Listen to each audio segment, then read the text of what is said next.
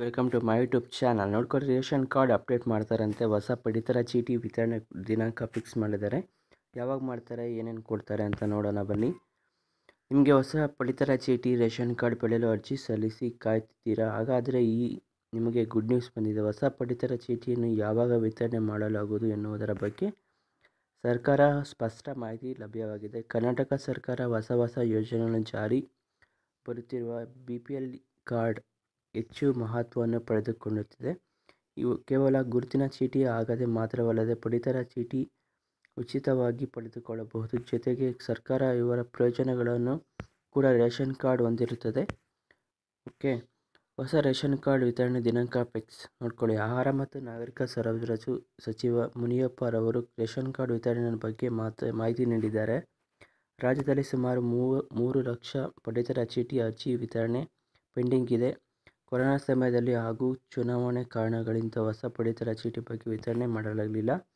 ಈಗ ಸರ್ಕಾರ ಗ್ಯಾರಂಟಿ ಯೋಜನೆ ಲಾಭ ಪಡೆಯಲು BPL ಪಡಿತರ ಚೀಟಿಯ ಅವರಿಂದ ಹೊಸ ಪಡಿತರ ಚೀಟಿಯನ್ನು ಸರ್ಕಾರ ಮೊರೆ ಹೋಗಿದೆ. ಇದನ್ನು ಗಮನಿಸಿ ಸರ್ಕಾರ ಹೊಸ ಪಡಿತರ ಚೀಟಿ ವಿತರಣೆಯ ದಿನಾಂಕ ಫಿಕ್ಸ್ ಮಾಡುತ್ತಿದೆ.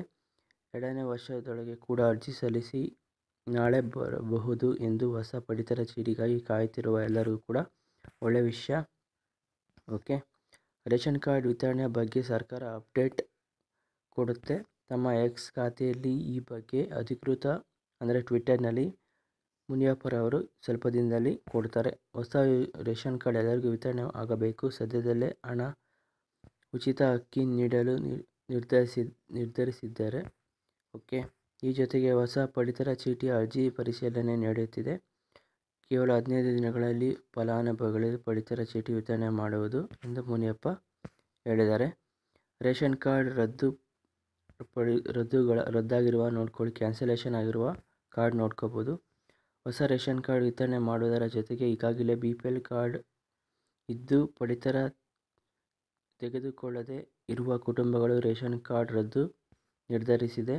ಸರ್ಕಾರದ ಮಾನದಂಡ ಗಮನಿಸಿ ಸಾಕಷ್ಟು ಕುಟುಂಬಗಳಿಗೆ BPL ಪಡಿತರ ಕಾರ್ಡ್ ಹೊಂದಿವೆ ಕೂಡ. ಈ ರೀತಿ BPL ಕಾರ್ಡ್ ಹೊಂದಿರುವುದರಿಂದ ಸರ್ಕಾರ ಗಮನಿಸಿದ್ದು ಈಗಾಗಲೇ ರದ್ದುಪಡಿ ಆರಂಭವಾಗಿದೆ.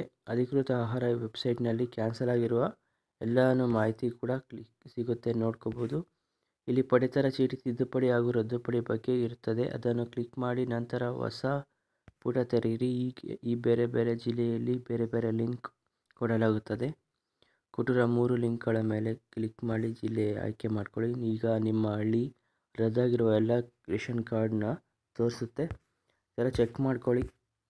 ರೇಷನ್ ಕಾರ್ಡ್ ಯಾರು ಕ್ಯಾನ್ಸಲ್ ಆಗಿದೆ ಅಂತ ನೀವು ಕೂಡ ಚೆಕ್ ಮಾಡ್ಕೋಬೋದು. ನಿಮ್ಮ ಡಿಸ್ಟಿಕ್ನೆಲ್ಲ ಸೆಲೆಕ್ಟ್ ಮಾಡ್ಕೊಳ್ಳಿ. ಒಂದು ವೆಬ್ಸೈಟ್ಗೆ ಹೋಗ್ಬಿಟ್ಟು ನೀವು ಟ್ರೈ ಮಾಡ್ಕೊಳ್ಳಿ. ಈ ಥರ ತೋರಿಸುತ್ತೆ ನೋಡ್ಕೊಳ್ಳಿ. ಸಿಂಬಲ್ ಇದೆಯಲ್ಲ, ಡಿಸ್ಟಿಕ್ಕು, ತಾಲೂಕು, ಗ್ರಾಮ ಪಂಚಾಯತಿ, ವಿಲೇಜ್ ಈ ಥರ ಇರುತ್ತೆ. ಕ್ಯಾನ್ಸಲ್ ಆಗಿರೋದೆಲ್ಲ ಈ ಕಡೆ ತೋರಿಸ್ತಾ ಇರ್ತಾರೆ. ರೇಷನ್ ಕಾರ್ಡ್ ನಂಬರ್ ಎಲ್ಲನೂ ಕೂಡ ಇದರಲ್ಲೇ ಇರುತ್ತೆ. ನಿಮ್ಮ ನೇಮು ಕೂಡ ಬರುತ್ತೆ ಕ್ಯಾನ್ಸಲ್ ಆಗಿದ್ದರೆ. ಇದೇ ರೀತಿ ನೋಡ್ತಾ ಇರಿ. Thank you for watching this video. Please share ಮಾಡಿ ವಿಡಿಯೋಸ್. Thank you.